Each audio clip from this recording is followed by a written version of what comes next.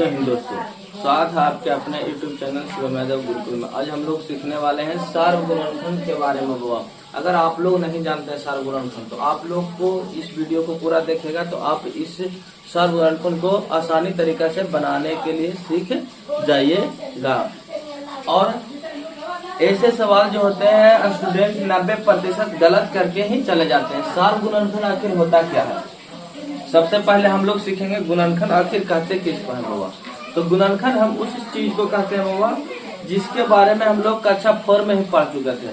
और सर्वगुणनखंड दिया हुआ इसको और इसको दोनों में सर्वगुणनखंड जो दोनों को काटे, क्या कर बाबा, दोनों को काटे। जैसे में हम लोग एक गुणनखंड को लेते हैं, देखिएगा जो आप लोग पढ़े होंगे। जैसे 30 के गुणनखंड अगर निकालने का रहता है तो हम लोग क्या करते हैं, 2 करते हैं, 15 आता है, फिर कितना आता है, 3 आता है, 5 आता है। तो ये सब जो है ये किसका है?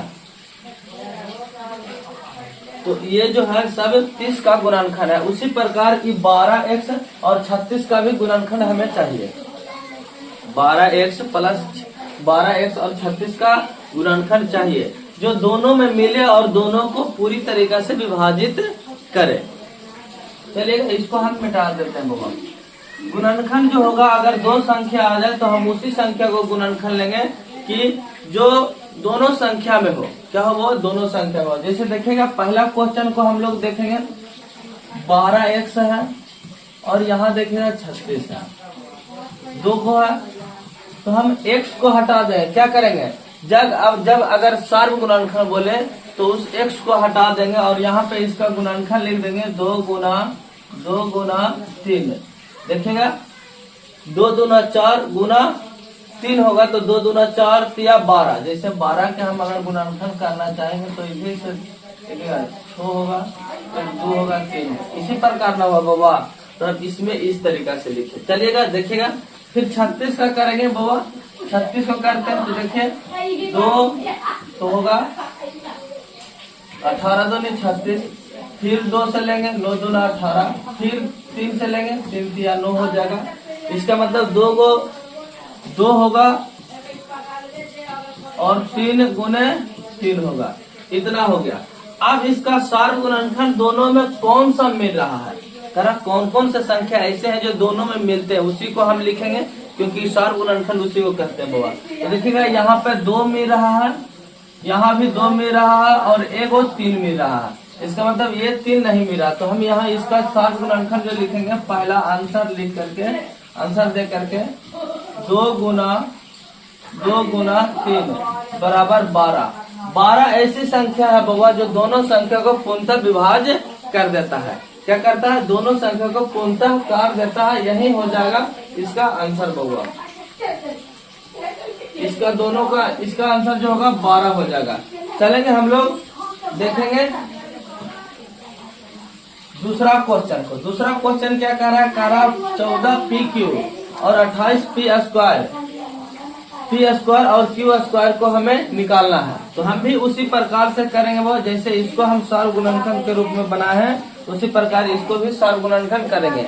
हम इसमें p और x को भी रखेंगे बउआ क्योंकि दोनों में है। देखिएगा यहाँ भी pq है और यहाँ भी pq है। यहाँ पे x था नहीं था, इसीलिए हम उसको छोड़ करके हम इन दोनों को करने लगे हैं को लेंगे।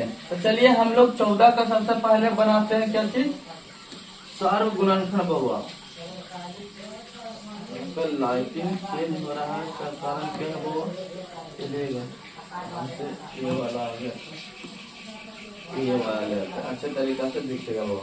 हम 14 को लेते हैं तो देखिएगा 2 मरतबे 7 गुना 14 हो जाता है। 28 को करते हैं तो 2 मरतबे 14, फिर 2 मरतबे फिर 7 हो जाता है। इसमें जो होगा देखिएगा 2 और 7 और 2 और 7 दोनों में मिला। तो हम यहाँ पे लिखेंगे ऊपर में 14, फिर नीचे लिखेंगे 28। यहाँ लिखेंगे 2 गुना 7, यहाँ 2 गुना 7। इस प्रकार से लिख दिए। अब देखेगा यहाँ पे एक ट्विस्ट है। ट्विस्ट क्या है, हमें p और q चाहिए। यहाँ p² है और q² है। तो p जो है बउआ एगो है, क्या है, EPU एगो है इसमें, और इधर जो है p जो है 2 गो है। तो p² हुआ, इधर q एगो है और इधर q²। तो क्यू गुने क्यू होगा, 2 गो है। तो हम क्या करेंगे, इस ए को लेंगे, इसमें भी एगो है और इसमें भी एगो है, इसमें भी एगो है और इसमें भी एगो है, तो दोनों में से कोई एक ही को के लेंगे बाबा। तो यहाँ भी हम ले लेंगे गुना में P गुना Q, यहाँ भी लेंगे P गुना Q। तो दोनों में कौन मिल रहा है, ये मिल रहा है, 7 मिल रहा है बाबा। यहाँ देखिएगा P मिल रहा है, Q मिल रहा है। तो हम इस दोनों को बराबर देकर के आंसर लिख सकते हैं, 2 गुना 7 गुना P गुना Q। तो बराबर में हो सकता है 7 दूना 14 P Q।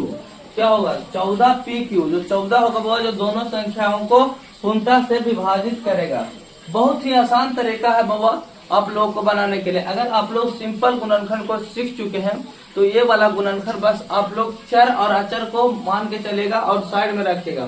स्क्वायर को आप लोग को आना चाहिए और P क्या है Q क्या है उसके बारे में भी आप लोग को जानना होगा। चलिए क्वेश्चन नंबर 3 को देखेंगे। तीसरा क्वेश्चन क्या कहता है बाबा, कह रहा है 6 ABC फिर 24 AB स्क्वायर फिर 12 A स्क्वायर B। तो सबसे पहले हम इसको और इसको सोल्व करते हैं। ये जो चर है बाबा उसको हम लोग छोड़ देंगे। देखिए 6 के हम करेंगे गुणनखंड तो 2 गुना 3 होगा, 24 को करेंगे तो होगा 2, 12 होगा, फिर 2 करेंगे 6 होगा, फिर 2 करेंगे 3 होगा, फिर हम 12 को करते हैं तो 2, 6, 2, 3 इतना होगा वो इसका गुणनखंड होगा। क्या होगा, गुणनखंड होगा। अब हमें क्या चाहिए, AB स्क्वायर और इतना को करना है। तो यहाँ पे देखिएगा वो आप लोग को सिखाते हैं, बस आप लोग एक बार में ही सीख जाइएगा AB स्क्वायर के सभी चीजों को हल करने के लिए। A एगो है, B एगो है, C एगो है। तो हम यहाँ A Guna B Guna C लिख सकते हैं या नहीं। फिर हम इसको में लिख सकते हैं, पहला में ये होगा, दूसरा में क्या हो जाएगा, दूसरा में A गुना B है। क्या है बाबा, B गुना B करेंगे तो B स्क्वायर होता है। फिर चलेंगे तीसरा में, क्या होगा A Guna A Guna B।